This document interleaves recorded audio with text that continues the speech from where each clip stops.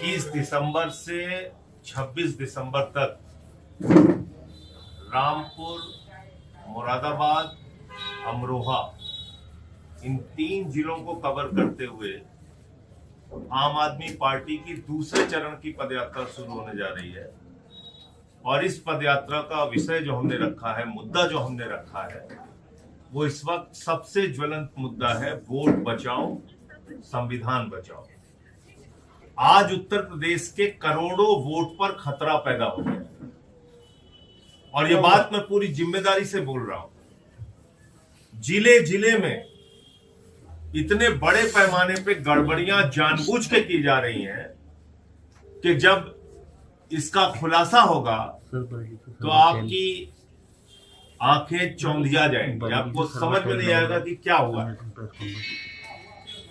एक एक विधानसभा में हमने बिहार के अंदर देखा, एसआईआर में 70 हजार वोट काटे गए।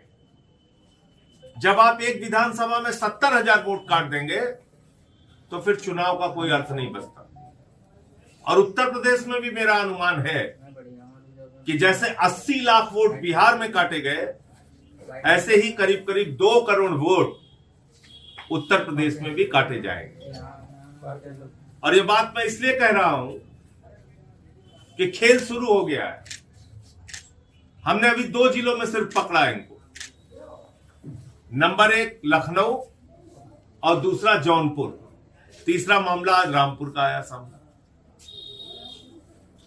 असम के नागरिक जो लखनऊ में 20 साल से रह रहे हैं और सफाई कर्मी का काम कर रहे हैं, जिनके पास एनआरसी है, जिनके पास आधार है, जिनके पास उनका निवास प्रमाण पत्र है, राशन कार्ड है, उनकी ठेलिया, उनकी बाइक, उनका सामान भारतीय जनता पार्टी की मेयर जब्त करके लेके चली गई और कहती है बांग्लादेशी है, खाली करो, हट जाओ, हफ्ते भर के अंदर निकलो यहां से।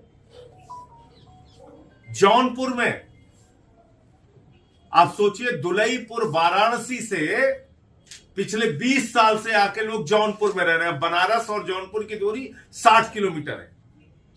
60 किलोमीटर, एक जिले से 60 किलोमीटर दूर आके दूसरे जिले में पिछले 20 साल से जो लोग रह रहे हैं, उनको कह रहे हैं ये ईरानी है, ये विदेशी है, इनका वोट काटना है। तो वहां हमारी टीम पहुंची, उसने उजागर किया। तो अब ये जो काम पूरे उत्तर प्रदेश में कर रहे हैं, मेरे पास जानकारी है, इसका खुलासा 11 तारीख के बाद करूंगा, आज ही आपको बता दे रहा हूं। एक एक विधानसभा में एक कैटेगरी है अनट्रेसेबल, यानी कि व्यक्ति मिला ही नहीं। उसमें अगर आपका नाम पड़ गया तो फिर भगवान भरोसे आपका वोट बनेगा। दौड़ते रहिए, चक्कर लगाते रहिए, बन गया तो बन गया, नहीं बना तो बीजेपी की बल्ले बल्ले। फिर तो उनकी मौज है, उन्होंने तो कटवाया आपका वोट जानबूझ के। तो डेथ की कैटेगरी, परमानेंटली शिफ्टेड की कैटेगरी, अनट्रेसेबल की कैटेगरी में इतने सारे वोट आपको मिलने जा रहे हैं कि आप हैरान हो जाएंगे। 11 तारीख तक इंतजार कीजिए, मैं एक एक खुलासा करूंगा, मेरे पास जानकारियां आ रही। दूसरी बात, रामपुर में क्या हुआ,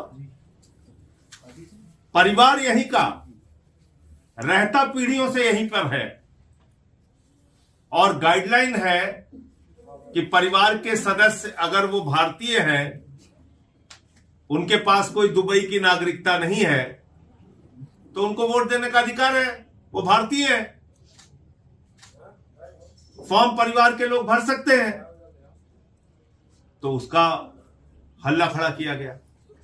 तो कुल मिलाकर जो एसआईआर के नाम पर वोट की डकैती का अभियान उत्तर प्रदेश में चलने जा रहा है और चल रहा है, उसको रोकने के उद्देश्य से हमारी ये पदयात्रा रामपुर से लेकर अमरोहा तक जाएगी।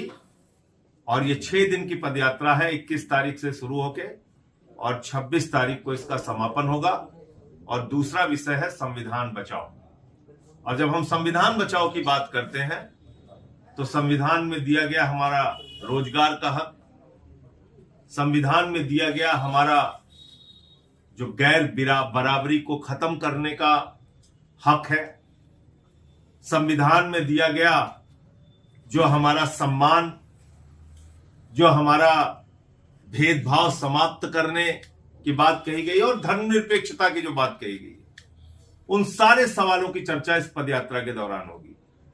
क्योंकि हम देख रहे हैं कि एक नकली चर्चा कराई जा रही है इस देश के अंदर, और वो जो चर्चा कराई जा रही है एक बाबा के माध्यम से, मेरा सीधा आरोप है कि वो देश को तोड़ने की कार्रवाई है।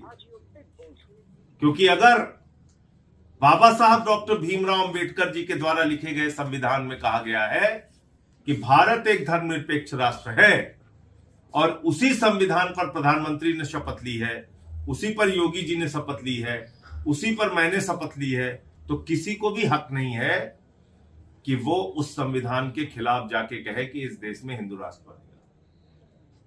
ये देश बाबा साहब के संविधान से चलेगा, किसी बाबा के फरमान से नहीं चलेगा। और कल बाबा साहब का परिनिर्वाण दिवस था, उनकी पुण्यतिथि थी, तो ये संकल्प हमारा और मजबूत होता है। और हम लोग इस यात्रा के दौरान ये विषय भी उठाएंगे कि कहां कहां संविधान को कुचलने, तोड़ने, खत्म करने की कोशिश की जा रही है। ये हिंदू राष्ट्र की चर्चा करने का हक कैसे मिल गया किसी को? कल को कोई कहेगा सिख राष्ट्र चाहिए, कल को कोई कहेगा तमिल राष्ट्र चाहिए, तेलंगाना राष्ट्र चाहिए, नागा राष्ट्र चाहिए, आजाद कश्मीर चाहिए। मैं कहूंगा सुल्तानपुर को ही एक राष्ट्र बना दो। कोई कहेगा बरेली को राष्ट्र बना दो, कोई कहेगा अयोध्या राष्ट्र चाहिए, कोई कहेगा काशी राष्ट्र चाहिए।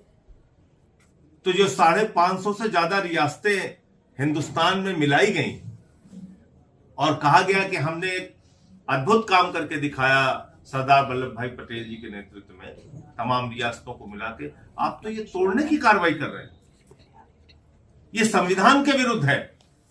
ये भी इस यात्रा के दौरान हम बताने का काम करेंगे कि ये एक संविधान के खिलाफ कार्रवाई हो रही है।